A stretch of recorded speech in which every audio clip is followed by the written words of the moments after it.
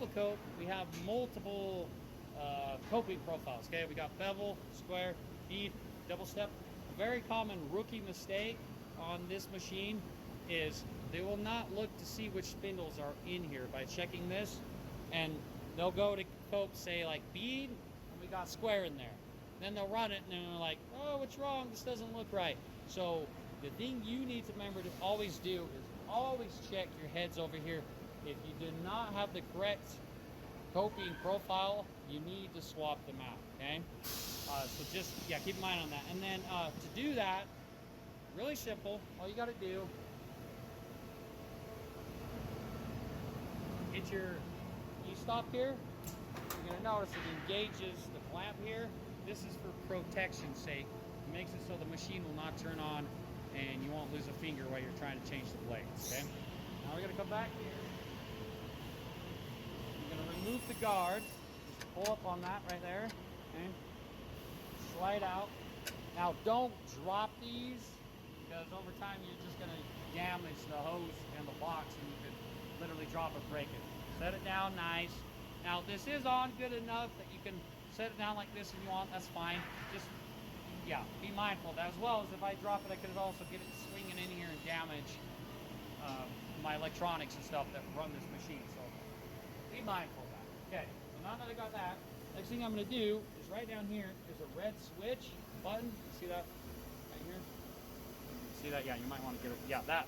So I'm gonna engage that, but before I do, I want to hold one hand on my blade, and then I'm gonna push that. That's gonna eject it off of my spindle. So I want that hand up there just in case if it pushes off, it doesn't make the spindle drop and then damage one of my blades on my set. Okay. So now we'll take that off. Now this is another rookie mistake that you want to make sure you're watching. All the spindles say on them left, right. Okay. See that? So make sure you're reading that. Now when I put this back, put it in the left spot. I also have them labeled left and right. But another reason I point the wording out is I want you to be mindful. Don't always trust this. Look at your head, okay? Some people just like, oh, somebody put it in the left one, it should be the right one. They'll pick it up, put it on there, and it happens to be the right head, okay? So point is no matter what video or whatever I'm showing you, I'm training you, you always need to have self-aware. That's a good thing to have when you're working on the floor, especially when you're running around machines, so you don't damage machines or damage yourself. So yeah, so always be mindful of that. So when I'm grabbing a spindle, let's say I'm going for my left bevel, I'm gonna pull it out, and it should be left, but I wanna make sure. Okay, it's left, it's got the left on it, so we're good. But make sure. And then if it happens to be that the right is in here, and the left one, pull it out and put it in the correct one. You know, make sure they are properly in line where they need to. Okay, now I'm gonna take this head, I'm gonna put it back on the, oh, whatever you call that, the spindle, the bottom of the loading dock. yeah, so, and then I'm gonna hold the grip on this, and then I'm gonna push the right button again. But you'll see it's not totally engaging. I have to leave my finger on it, and then I gotta push down and then let go. And then give it a little jiggle and a pull and make sure it's in there and that it's not loose, because last thing you want to do is turn it on and damage your whole blade set, okay? Now when I'm done with that, you're gonna take your head, you're gonna put this box back on. Now you'll notice right here, you want to insert this right into the groove there. It's got this tongue here and you want to go into the groove. Slide it in there, and then it'll be a little hard sometimes. So I like to grab up back here so I got a little bit better control. And you're going to kind of just rock it in there, okay? Now you're going to notice it's going to stop. That's because of this guy. This is to lock it in place so it doesn't go anywhere. You want to lift up, push it in all the way, let off, okay? And then again, check this. Make sure it's not moving. You got it engaged. And also make sure it's not wobbly this way. I've had people actually not engage it properly, and this will be loose, and then they'll turn the blade on, and this will shift sideways, and the blade will actually run and hit into the side of the box and cause damage to the box as well as shatter your blade. So make sure that's in there. You'll notice it's got a little blade. That's okay. What we don't want is like where it's like extremely moving on us on the box, okay? If you're getting a lot of play like that, that's a problem, okay? And then you need to reposition your card. Okay? All right, so you also notice, one thing I need to point out, we've got these labeled left, right, to help you remind which head goes on what. Also, just so you're aware of, the left, right is referring to me standing this direction of the machine. Not on that side, standing this way, it's this side. So when I have the left head, I want to put it in the left. When I have the right, I want to put it in the right, facing this direction, okay? Try to make it as simple for the operator as possible, okay? Now, right head, same concept. I don't need to go through the whole process because you saw it with the left, but you do the exact same thing as you do with the left. Pull off the guard, take the blade off, replace it with the right head, not the left, and then put it back on. So, really quickly, I'm going to put this back on so we don't have mixed blades, and you can just kind of watch it in a quicker motion to just get a refresh cap on.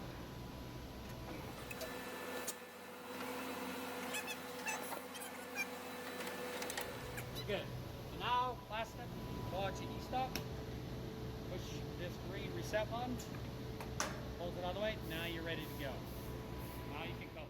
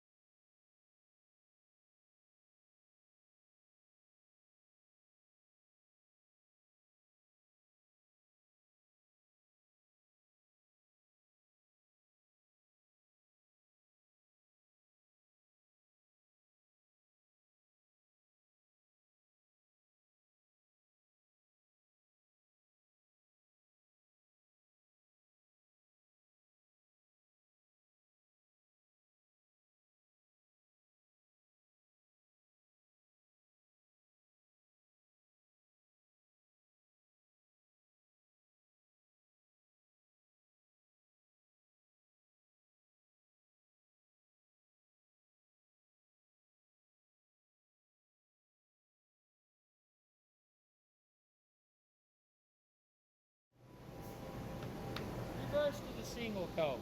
So with the single cope, you have to have a block here because if I'm coping bevel, which is what this is, the block is here to support my piece, so when it hits the blade, it doesn't chip out here and damage my profile. Okay, Backs up the profile. yeah, so it backs up the so it's backing up the profile, the inner profile, so it doesn't get chipped and damaged. That's the whole purpose of this block. Again, I would rotate the block if I'm going to run it this way. So again, it backs up the edge here so it doesn't chip. So what we're discussing here is over time, these blocks get abused and loved because they're getting used. If you ever run into a situation where you're coping, and we're going to cope with this guy, and your block is getting bad enough, you're getting gapping like this going on, and then you start noticing as I'm coping, my pieces, they're chipping, then it's probably time to replace your block and get a new one. Sometimes too, it'll be up here too. Sometimes this block will shift or somebody did something to it and they thought it was okay and it's out of square and it's just not quite lining up. So a good habit to get into is when I have my block, check here, make sure it's still got a good clean square hit on it, and up here. If any of this is off, the first thing I want to check is, well, let's remove the block because this clamp goes down. Is there any debris in the way that's causing problems? Do I have like sawdust and junk around here that's causing problems? If that's all clear, then your block is damaged, and that's what the issue is. So yeah, if I get it on here and any of that's off, any of this, or like I say, the gapping here, then we want to cut a new block and replace it. So what I'm going to do is I'm going to show you how to make a new block. That's the whole point of this video, because you should get the basics that you know that, hey, if this is chipping out, I have an issue. So we're doing this to show you how to replace them. Okay? So what we're going to do, first thing I like to do is most of the time, you can find blocks in here. It's not an issue. Now, things you do want to keep in mind, we want a raw block. This is finished. Somebody just cut this up, so that means it's down to 791. We want 8.4, so it matches the same profile of our raw rail rail that we're coping. Okay, so make sure you grab raw material. If you're not sure what's raw, that means you're new enough that you need a TL or a supervisor to show you. It's gonna have rough. You're gonna see this. This is not finished. Of course, not all pieces are gonna look like this, but the easiest way to tell is you just put your hand across it against the grain. If it feels rough, you know it hasn't been sanded. Versus the piece I just had here, I go across, it's nice and baby smooth. So I can tell the difference. Also, if you ever wonder, you can also go like this. I can put them side by side, and you can tell this is thinner than this one. If you look at the edge here, it's actually thinner. I got a lip here. It's not the same size. So that'll also reveal if you're not 100% sure that this is a smaller piece. Okay? So, block size isn't as critical on this on the length. A couple things that are important. One thing I should probably mention, if you can't find a piece in the scrap bin, there's all kinds of scrap garbages everywhere. If you can't find any and you've looked in a couple, you know, don't spend time running around chasing. We also have extra blocks in our block area. This is the whole point of this. Get one of the smaller size, one of the 18ers.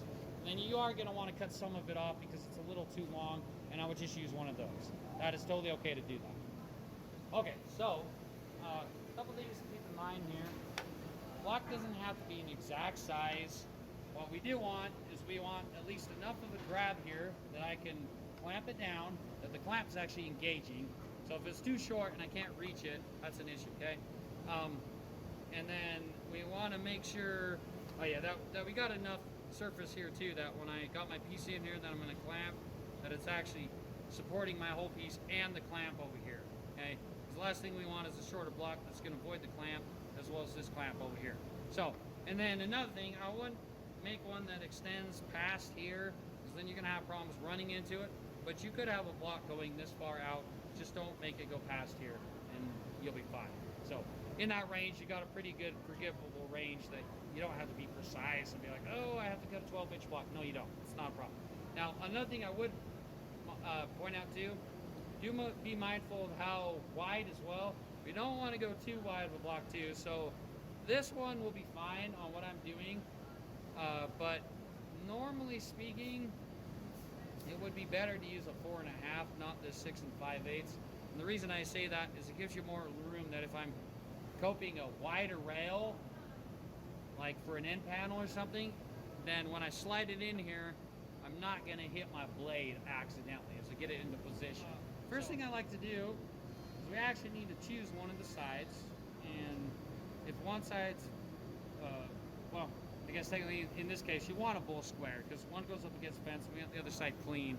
I'm going to insert this block like this first. I'm going to tighten it up, and then I'm going to turn my over on, then clamp it down. Make sure it's tight and it doesn't go anywhere.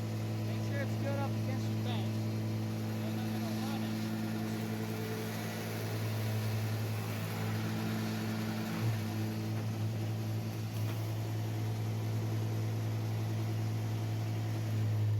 The whole purpose of that is you got to create this profile so that it'll help back up the inside profile of the piece you're running on your rail, okay? You have to have one side like this and one side that's square. So that's the very first thing you got to do on this. And make sure it's square. If you end up having a block that isn't and it's twisted, and you chose a bad block, they'll throw it away, get another one, okay? And worst scenario, it shouldn't happen, but if you're having an issue where you just can't get a clean side, use the jointer. Get it good and square, and then you shouldn't have that problem. Okay. So now that I've got this, it's all ready to go. Normally, you're going to notice this profile on your block after it's been used.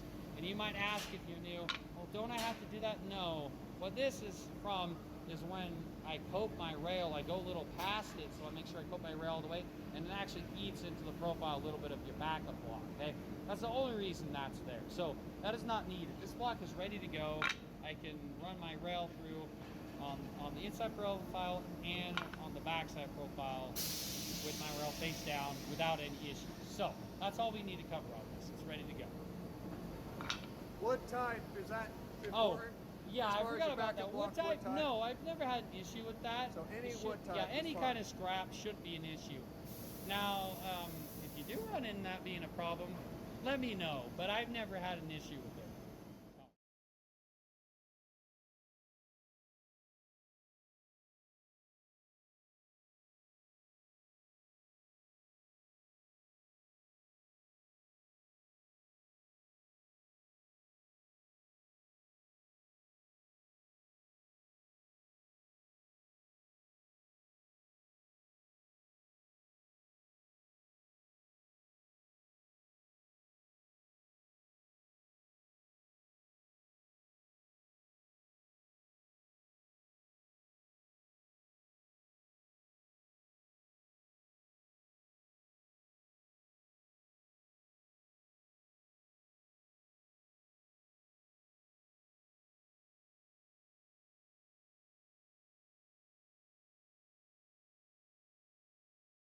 Quick run through on how to do a basic coat, and if you get this down, you'll get better with the more complicated stuff that your TL or the supervisor will train you how to do. So I'm just going to show you a basic coat so you understand how this machine works. Okay, so your block should already be in place. If it's not, get you a block with the video I showed you how to do it, or get the block here. Sometimes people will put it up here, or it might have just sitting there and it got scrapped. You need to get a new one. Okay, so I'm gonna tighten that down, make sure we're good and square.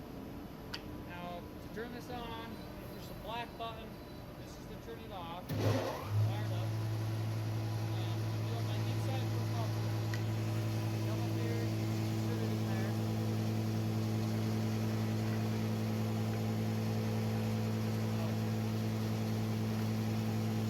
That's fine, no problem. Wrong profile. This is B. So that's a good thing for a troubleshoot issue. If you ever think you got the right one but you don't, you insert it and it won't close, realize it's probably because you got the wrong profile. So keep that in mind. First that does off, happen. make sure it fits. Yep, exactly. First you want to check to make sure you got the right profile. Now you're gonna notice when I insert this, see, it goes nice and tight versus the other one. The other one I had it down, but it was the wrong profile. Now again, we don't have to be OCD here. Make sure that gap's all the way tight. You just want most of it closed off. And also the clamp's gonna do some of the work for you. So get that up good tight. And I'm gonna clamp it down. Okay? Now the sides here, clamp down here. Now push this. Now you guys can push down and just like this off the foot. Got a block on the back of it. Block it here. You just want to leave the foot on. Now, if you feel more comfortable leaving your foot on there, you get better experience. That doesn't hurt anything. Make sure you see that clamping gauge so it just doesn't go flying. So, okay. Now, again, this is preference. Piece is held good. It shouldn't matter. But if it feels better to do this, that's fine. You can do this. And it may depend on what piece you're running as well. Okay. But again, as long as this is engaged, this is engaged, these should go in. Or this, yeah, and this too. Yep. Okay. So you notice, yeah. So I'm running across this. I'm gonna get all the way across. And then I'm going to come back. You want to make sure you cut in enough that you're cutting into the block. If you don't, you're not going to get a square perfect cut on your rail, okay? So keep that in mind. As you get more experience, you're going to be able to also recognize by feel when it's cutting all the way through the rail and starting to cut in your block. You'll get a change on resistance.